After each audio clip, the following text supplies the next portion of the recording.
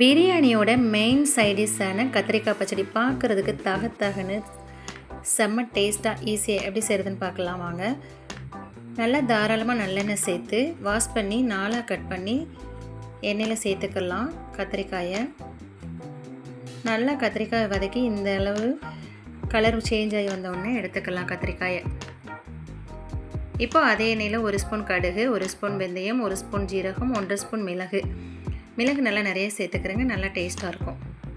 இப்போ 10லேருந்து 15 பூண்டு, ஒரு பெரிய வெங்காயம், 2 பெரிய வெங்காயம் சேர்த்து நல்லா வதக்கி விட்டுக்கலாம்.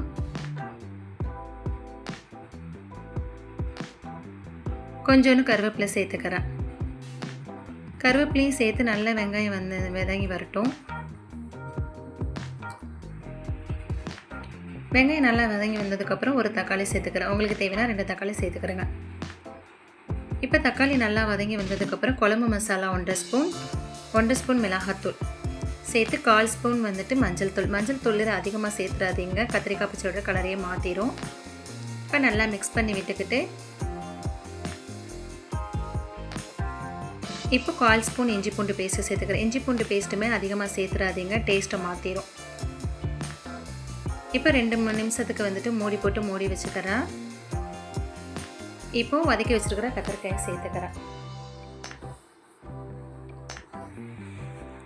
கத்திரிக்காயை நல்லா சேர்த்துட்டு இப்போ நெல்லிக்காய் சைஸ் அளவு புளியை ஊற வச்சு புளியும் சேர்த்துக்கிறேன். மூடி போட்டு மூடி வச்சுக்கலாம். அதிலே புளித்தண்ணியிலே நல்லா வேகட்டும் கத்திரிக்காய். 1 ஸ்பூன் உப்பு சேர்க்க மறந்துட்டேன், 1 ஸ்பூன் உப்பு சேர்த்துக்கிறேங்க. சேர்த்து இப்போ மூடி வச்சிடலாம். எண்ணெயிலே நல்லா பிரிஞ்சு வரணும் கத்திரிக்காய். இப்போ இந்த பக்கம் 2 ஸ்பூன் வெள்ளை எள்ளு, ஒரு கைப்பிடி அளவு வேர்க்கடலை நல்லா ட்ரை ரோஸ்ட் பண்ணி பவுட்ரு பண்ணி எடுத்துக்கலாம்.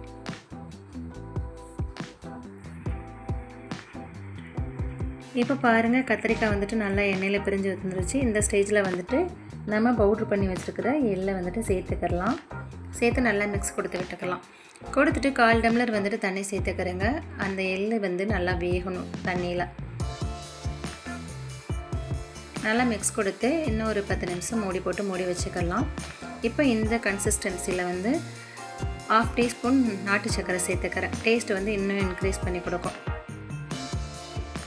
இப்போ பாருங்கள் ரெடி ஆயிடுச்சு. வாங்க இன்றைக்கி லன்ச் என்னென்னு பார்க்கலாம்.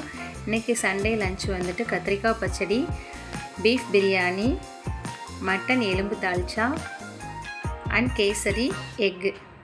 தேங்க்ஸ் ஃபார் வாட்சிங்.